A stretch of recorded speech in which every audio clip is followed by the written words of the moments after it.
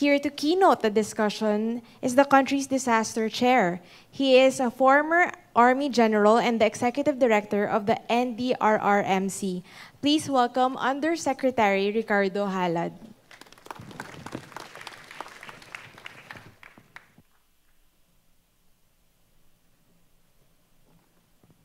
Magandang hapon sa lahat.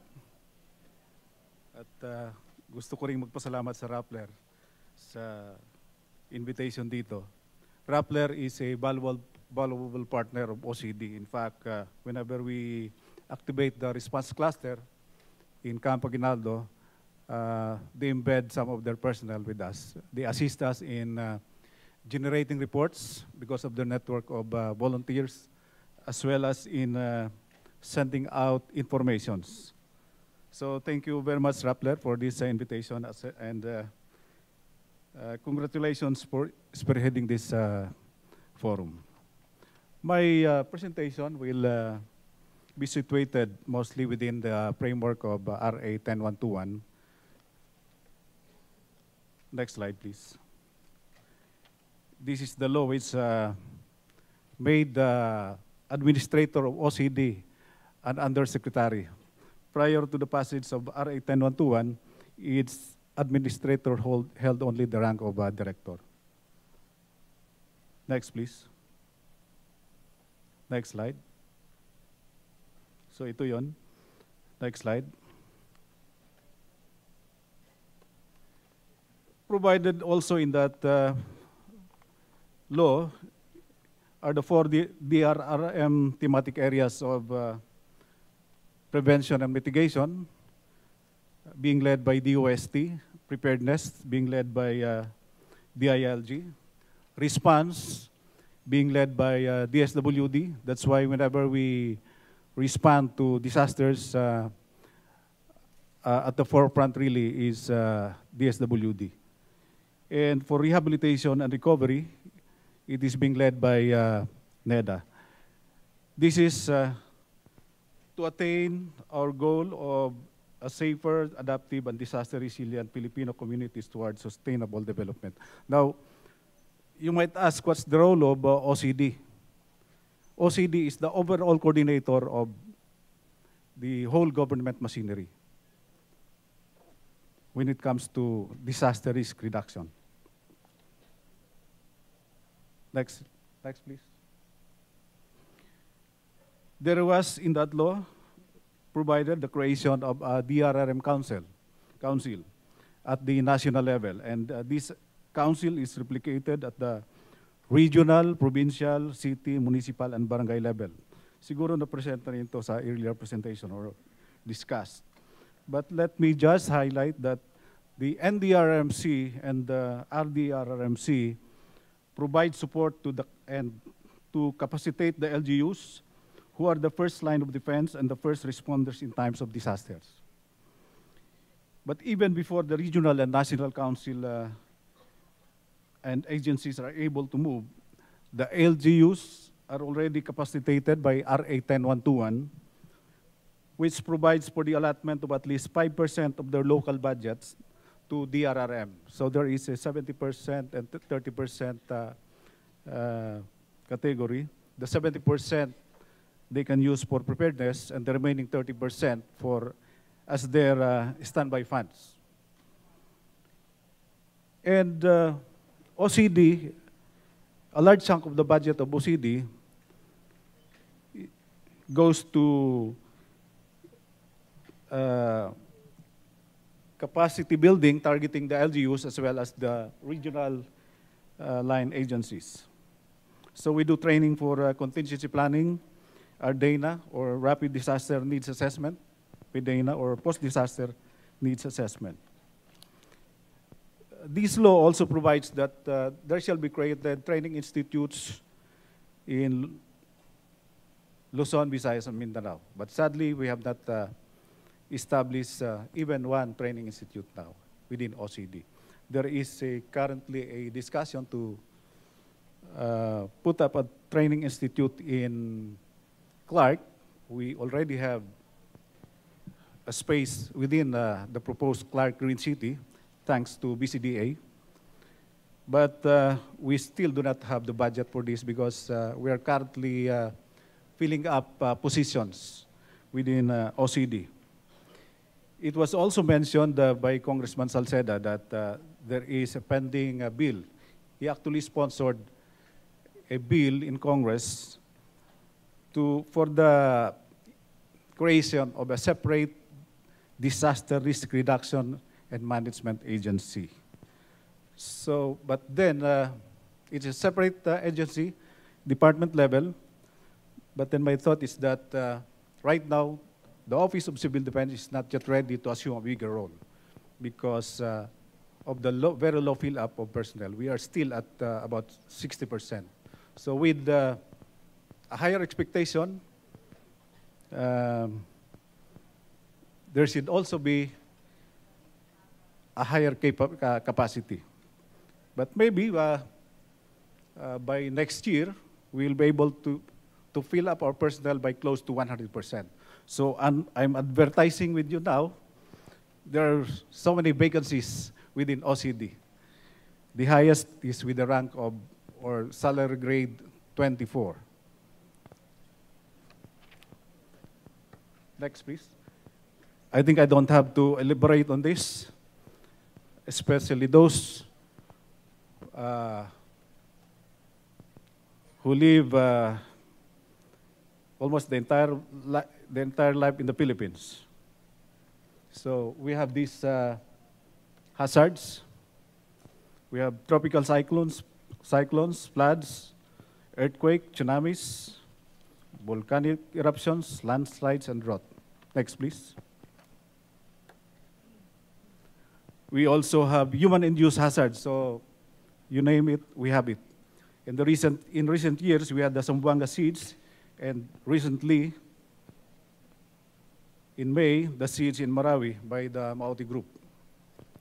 And you might ask, what's our role when it comes to human-induced hazards? The Office of Civil Defense addressed the management of consequences. So in Marawi and Lanao del Norte right now, we address the needs of internal IDPs in evacuation centers and those who are categorized as home base.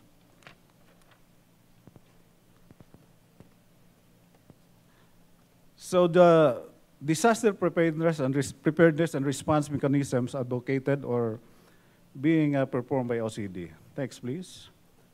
We have so many plans. We have the National Disaster Response Plans. We have 3 types. NDRP for hydrometeorological hazard, NDRP for earthquake and tsunami, and NDRP for consequence management.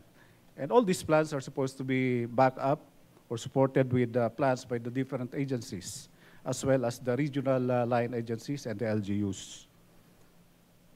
Because there has to be, for these plans to be effective, there has to be resource and capability build-up and commitment.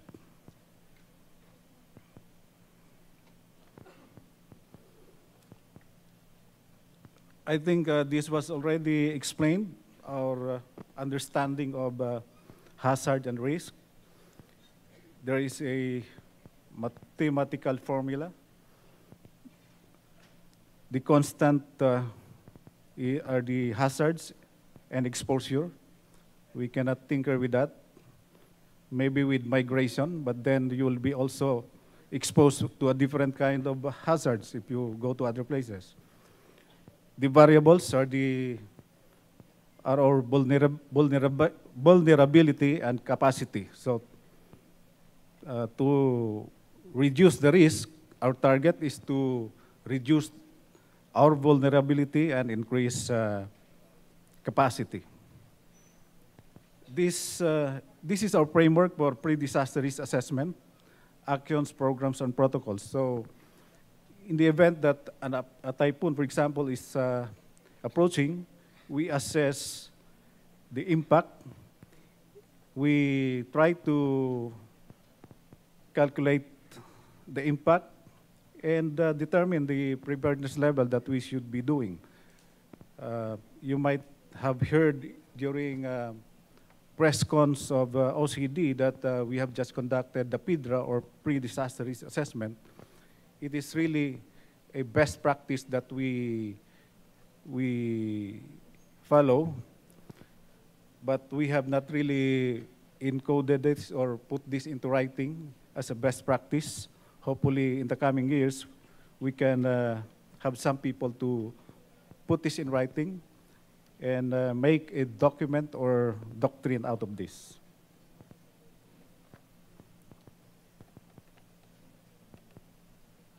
The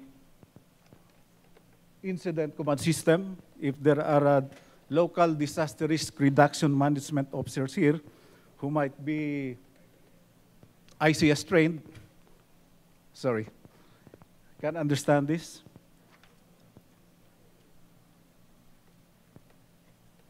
This is the response cluster that we activate.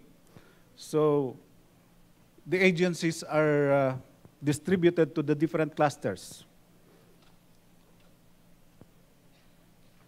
And again, my job is to orchestrate the performance of these different clusters. Overall, it is the DSWD who heads these response clusters.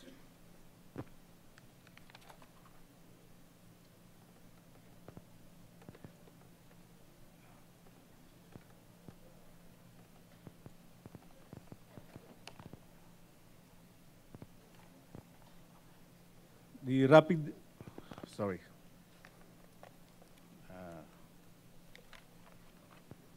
rapid damage assessment and needs analysis, or RDANA. The purpose is to assess the immediate needs in an area affected by this hazard and to recommend following things, like, for example, the most urgent response requirements, potential methods for delivery of assistance, allocation and utilization of critical resources. And the data generated by the RDANA becomes the baseline data for the conduct of PDANA. Next, please. Next slide. Medyo iba yata itong nadala na file copy. Next. Next slide. Bumalik yata. Next. Next. Next, please. Next slide. Next slide. Next slide. Sige pa, sige pa. Sige pa.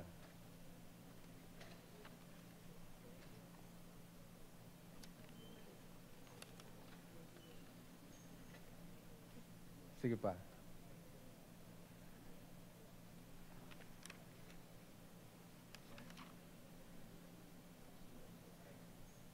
Wala na. I don't know what file was sent to you, but let me just also mention some way aheads. Wala yata. So, one of our challenges is really, one is mainstreaming DRR across all sectors. You know? And may problema tayo sa LGU level dahil every 3 years nagpapalit ng leadership, and sometimes pag bago yung mayor, bago rin yung DRRM officer.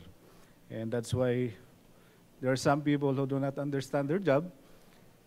On day 1 pa lang ng bagyo ay nanghihingi ng tulong sa national agencies. So medyo may question doon. Ano? So kanina na percent, we should look at restructuring OCD and to a department-level agency without the response capability.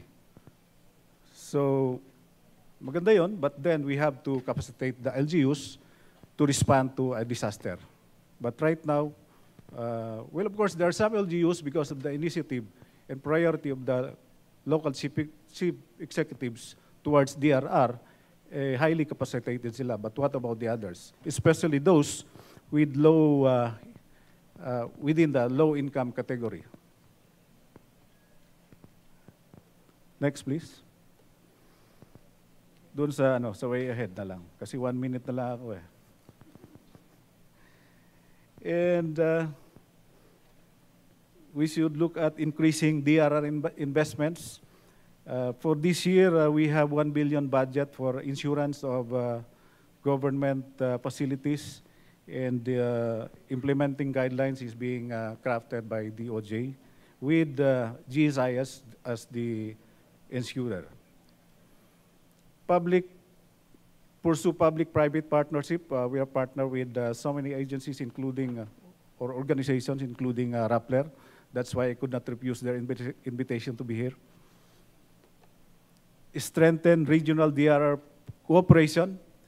Within the ASEAN region, we have the ASEAN Agreement on Disaster Management and Emergency Response. So, and recently also, the heads of states of ASEAN signed the One ASEAN, One Response Agreement or declaration. Stress that the work we do at the OCD and the RMC is not limited to our efforts, nor to the members of the council, but it extends to everybody. So when I was when I was about to be appointed at OCD, I actually refused, but then it came to a point that I cannot do otherwise, because my perception then was that the job is really that hard. But then I emerged with the agency 2 weeks before I assumed, and realized that we have so many partners there who can assist us. And that placed me at a comfort zone that we have organizations, volunteer groups, which government agencies can rely on. We are currently building up our capability. In one of the index provided to us by UN OCHA, we are, I think, number 9 in Asian region with higher risk. So we should, and the template is basically the same. We should aim at reducing the vulnerability and improving our capacity, and it boils down to governance after understanding the risk. So that's end my presentation. Thank you, and good afternoon.